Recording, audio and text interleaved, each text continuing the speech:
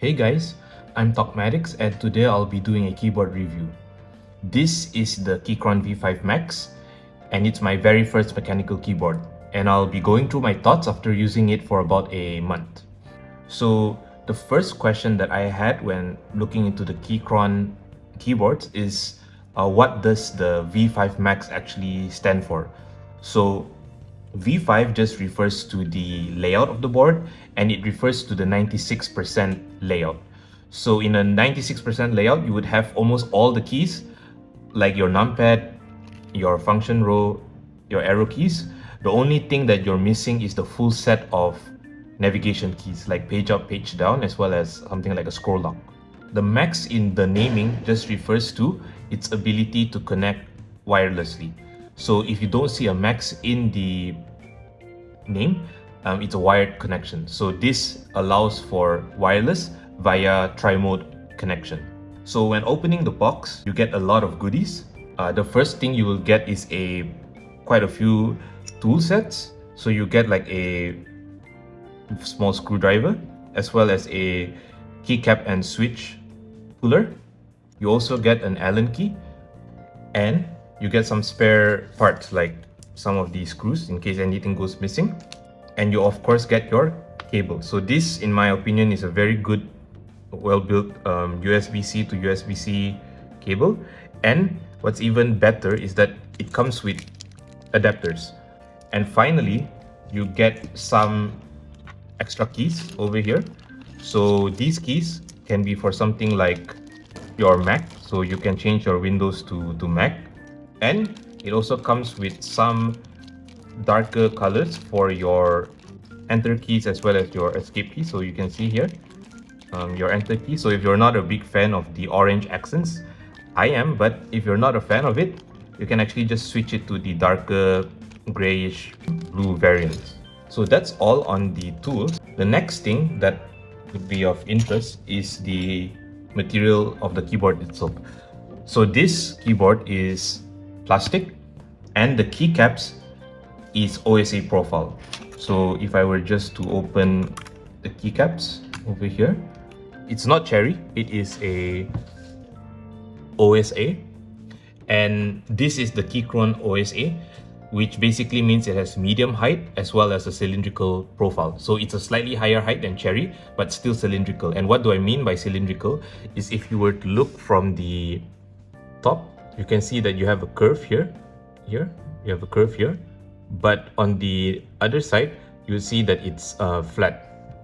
So a cylindrical surface would just means that it has curvature on just the y-axis in this case, whereas a spherical one would have like a curvature on both the x and y axis. So the Keychron OSA is not typically a pure OSA because the O stands for OEM height, which I would say it's okay. That's about its height because it is taller than a cherry. But the SA profile refers to a sculpted spherical profile, which obviously the Keychron OSA does not have. So that's something you have to keep in mind, because if you look at, for example, ACO OSAs, they can have a different profile to them because of the definition.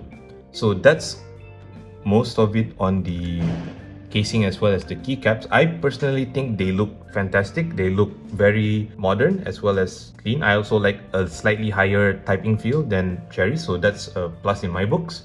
So moving on to the functionalities on the outside, you have a knob that you can use to control the sound volume, as well as if you tap it, it will just mute it in terms of sound. And you have your tri-mode connectivity over here. So this allows you to switch between Bluetooth, wired, as well as wireless 2.4 gigahertz.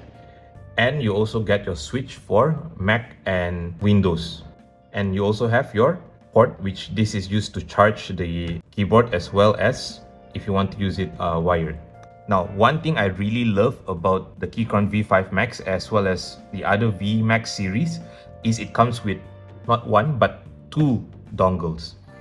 And what's even more amazing is that it's actually one for USB-C. So if you can see here, this is a USB-C, and you have one for a USB-A port. So this is amazing. And it's even more amazing that it is a magnetic holder. So I don't know if you can hear this or see this, but it's a magnetic holder, so it makes it harder to fall off. And I love that it comes with its own holder in the keyboard itself, so I don't have to bring a separate pouch. The next one is on the switch itself. I just want to show you that it's a 5-pin hot swappable. So if I can just remove this. Okay. So you can see here, this south facing because the LED is on the bottom, and your pins are 5-pin. So this covers all switches and there's no fear of any interference with, let's say, cherry profiles. Some other things that comes with the Keychron is, of course, it supports QMK as well as VIA. And another very nice thing about the Keychron series is that it comes with a browser launcher. So you can just go into the browser and customize your RGB as well as your macros without installing any kind of half-baked software. I personally don't like that, just because, you know, if you have a collection of keyboards, you can't have like 10 or 15 softwares. It's very cumbersome. And also it's just, you know, very user-friendly. You just connect to your wired connection, go into the Keychron launcher browser, and you can immediately start to customize your RGB. So moving on to some of the drawbacks that I had about this keyboard, probably the one that stands out the most is the very small zero key that you see over here.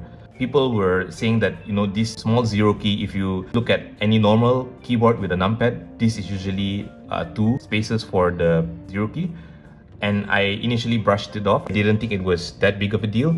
But after using it for a month, I do feel that it's very awkward, because you'll have to do some finger stretching exercises to actually type your zeros when you're trying to type any sort of numbers over here.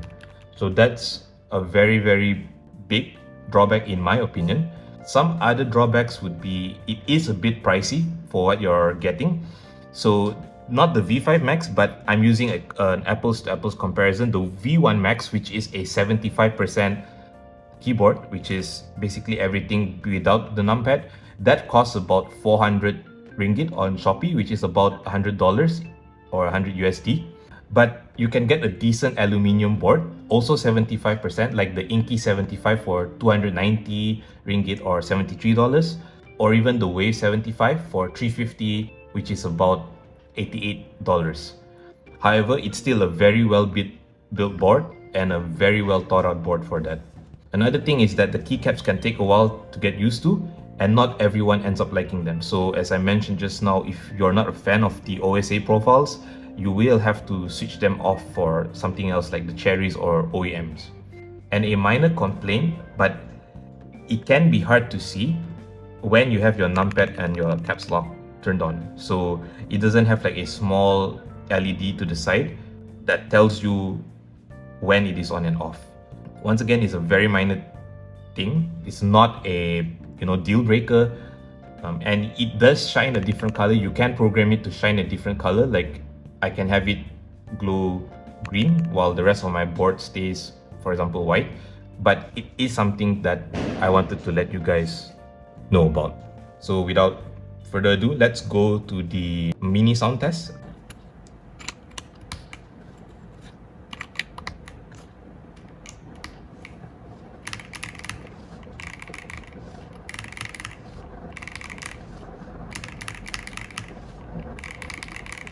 Right, so after that sound test, I kind of wanted to give you guys a look at the switches.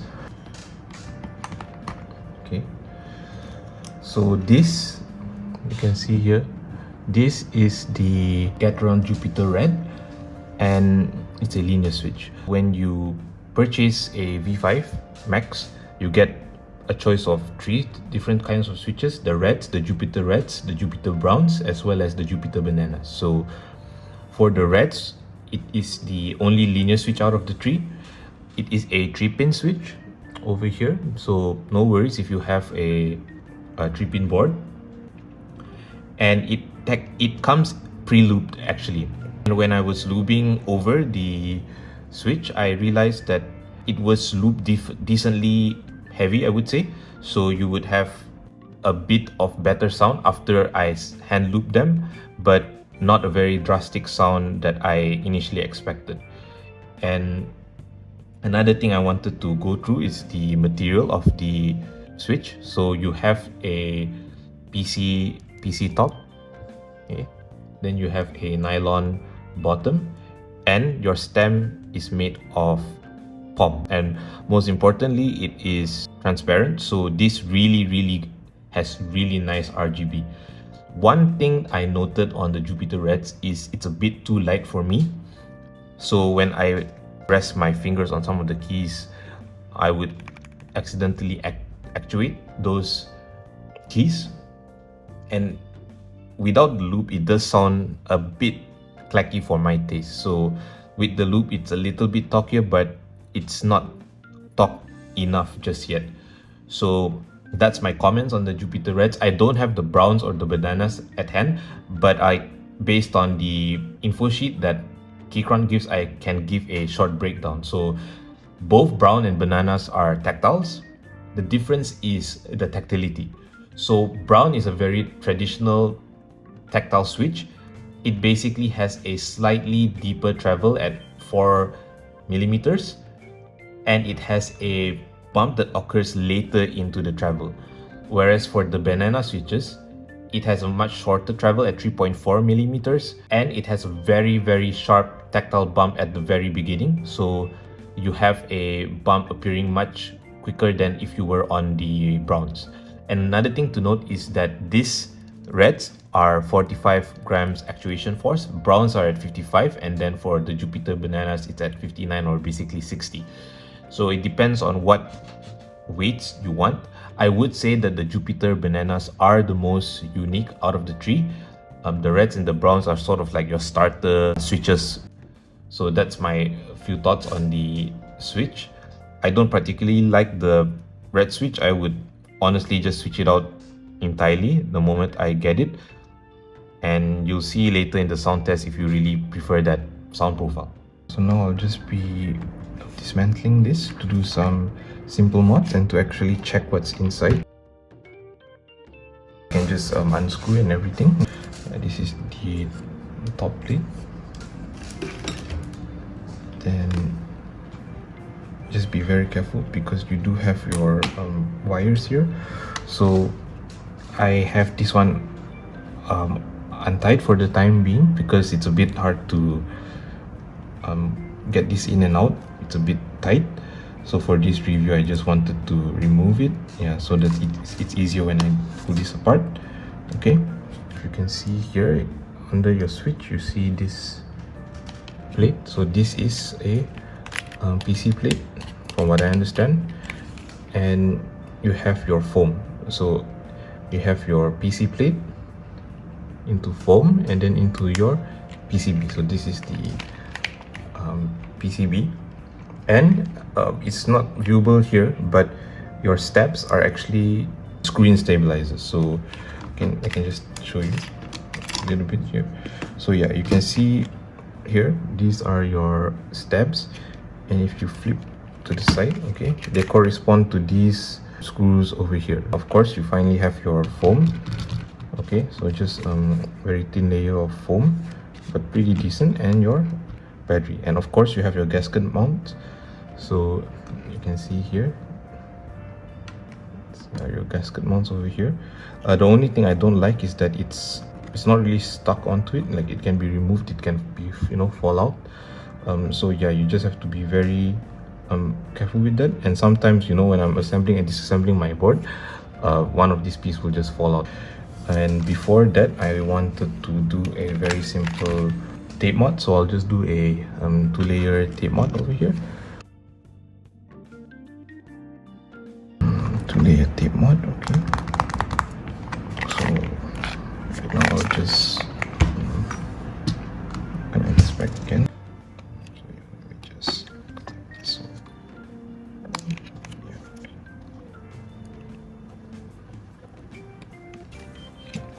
So this should work. Okay, so if I put back in, I can still feel my flex. It's working perfectly. Okay. I'll just put my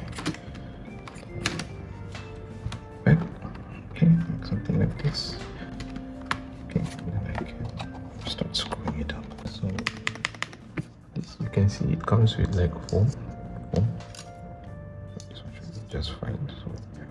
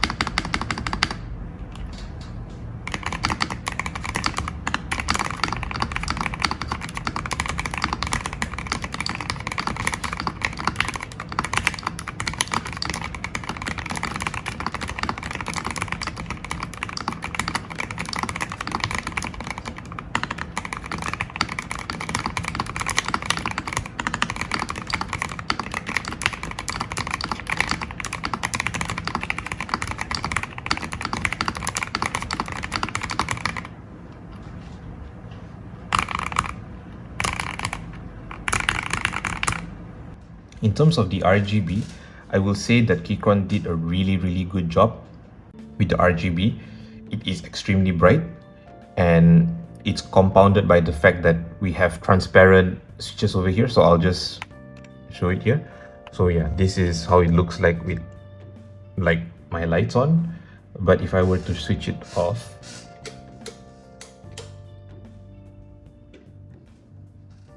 okay, and maybe even switch my PC off, you can see that this is the light that you're seeing right now, and it's extremely bright, and that's what I wanted to show for this.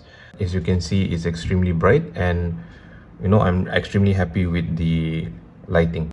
Yeah, so that's the Keychron V5 Max review. I'll just go through my final thoughts. So what I love about this keyboard is I love how convenient it is. So you know, you have your two dongles over here, magnetic holders, tri-mode selector outside the case. I think that's really convenient, rather than it being hidden in somewhere like the caps lock or something like that. It comes with good stock foam and case build. I like the build. Looks premium, and some mods like the tape mod, I think it did a really good job in like helping to bring out a bit of the character, and honestly just change the switches to something better. And that's something that you guys can look forward to, because I will be switching out the Keychron Jupiter Reds away from this keyboard. Another thing I like about this keyboard is it offers a huge variety of layouts. So the entire VMAX series, so V1 is a 75% keyboard, V5 is a 96% keyboard, and it doesn't stop there. You have like a very small layout, you have like full 100% layouts with the full navigation panel. You even have like some ergo layouts with like the, you know, when you type something like this, that's also available if you're into that. So I think it's a really nice keyboard for beginners, because you literally have any layout that you can imagine. And the last thing is it's light. So this is because it has a plastic casing, and I bring it to office every day. And Although my next board that I will be buying is definitely an aluminium board, this will still be one of my daily drivers just because I am not bringing anything metal to the office. This is just nice, and if you get something smaller like a 75%, it fits in your backpack very nicely as well, and you cut even more weight. A couple of things that I don't love about this keyboard. The first one is I'm not a fan of the stock switches. It's too light for me and it sounds a bit hollow and clacky for my taste. It's also a tad bit pricey, given that you can actually get decent aluminium boards at this price range or even lower than this. Granted, you're gonna miss out on the functionalities that Keychron offers, you know, like a knob or like dongle holders or the double dongles in this case. And finally, this 0K is really awkward. I would honestly, if I could redo my decision, I would just get the V1 Max, which is the 75% version, and I would just get a separate numpad. That's how I would do it if I could, you know, redo that. But overall, I'm really happy with this keyboard. I don't regret it. I think it's a really nice entry point for people new to the hobby to see if you really want to go into that rabbit hole, or is this good enough for you and that's all that you need. And yeah, that's all I have for today. I hope you enjoyed it. Let me know if you had different thoughts on the V5 Max. I'd love to hear them. And till next time, see you.